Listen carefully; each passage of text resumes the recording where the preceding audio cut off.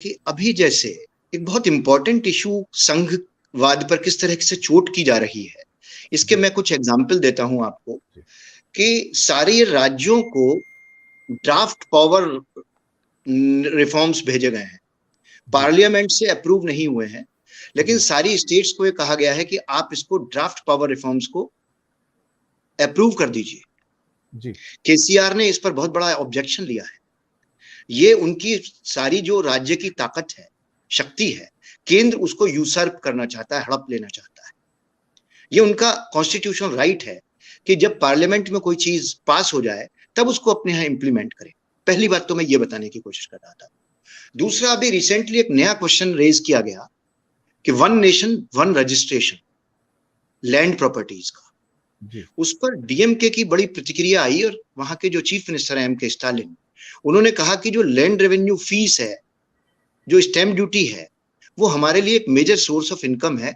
GST के आने के बाद हमारे को प्रॉपर शेयर नहीं दिया जा रहा है।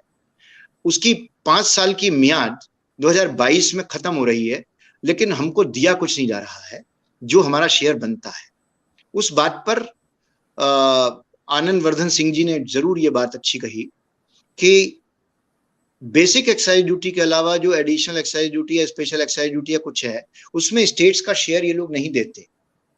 खैर, एम के स्टालिन ने कहा कि हमारा जो लैंड रेवेन्यू जो आता है वो हम उससे डिप्राइव्ड हो जाएंगे, इसलिए हम इस बात को नहीं मानते। बाकी जी, स्टेट्स ने भी फिर इस बात को कहा।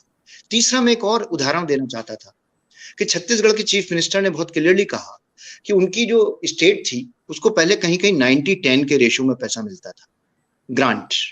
कहीं 100-0 था, कहीं 75-25 था, लेकिन अब उसको 50% कर दिया गया है। लेकिन उनका सबसे बड़ा जो उन्होंने रिव्यू किया, सबसे बड़ी जो उनकी परेशानी थी वो ये थी कि आजकल जो सेंट्रल की जो स्कीम्स है उनको भी ये पैसा तो देते नहीं, स्टेट का जो उसमें बनता है शेयर, बोलते हैं कि इसको आप स्टेट से फंड करिए।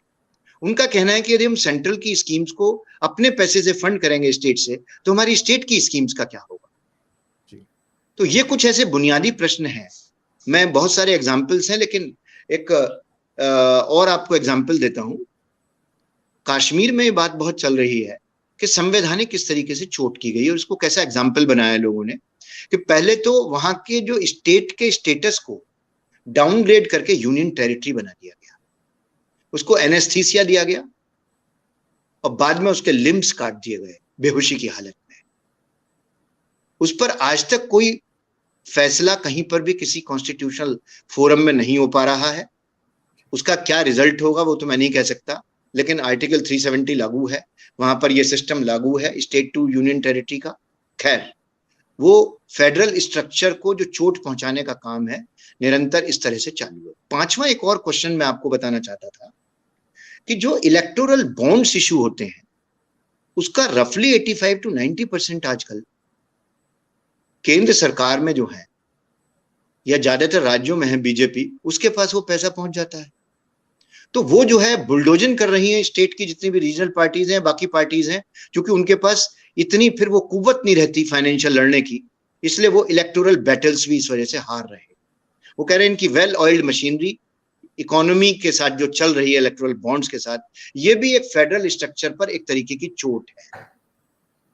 मैं बिल्कुल इसके आपने सही अलावा कहा। एक बुनियादी सवाल अब उठाना चाहता हूं। जी, जो हमारा जो 1950 में कॉन्स्टिट्यूशन जब बना संघवाद का, तो ये जो राज्य और केंद्र है ये सब मिलकर इन्होंने संघ की स्थापना की। केंद्र जी, is the part of that संघवाद। लेकिन अब क्या है कि ऑथोरिटेरियनिज्म चालू हो गया।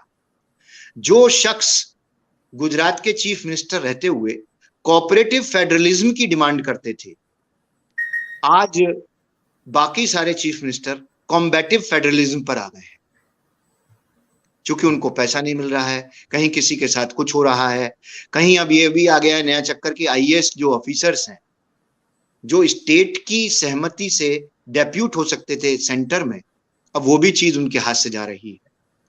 तो इस तरीके से बहुत सारी चीजें हैं।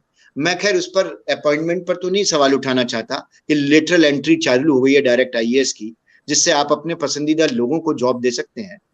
लेकिन एक चीज है जो रघुराम राजन जी ने कही थी कि यदि आपकी इकोनॉमी को रन करने के लिए 4-5 लोग एक फैसला लेंगे कहीं पर बैठकर कोई गुंजाइश नहीं है किसी प्रस्ताव की, किसी चीज पर चर्चा करके किसी डिसीजन को लेने की, तो ये इकोनॉमिक मैस हो जाएगा, राजनीति भी खराब होगी, और वही सब हो रहा है।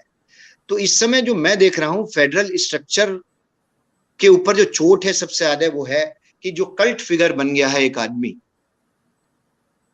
वो कल्ट फिगर अपने दम पर, जैसा कि अभी सिंह साहब कह रहे थे, बहुत इंपॉर्टेंट पॉइंट, या वर्धन जी ने भी कहा, राजेश बादल जी ने भी कहा, कि जो प्रेसिडेंशियल फॉर्म ऑफ गवर्नमेंट है ही नहीं इंडिया में।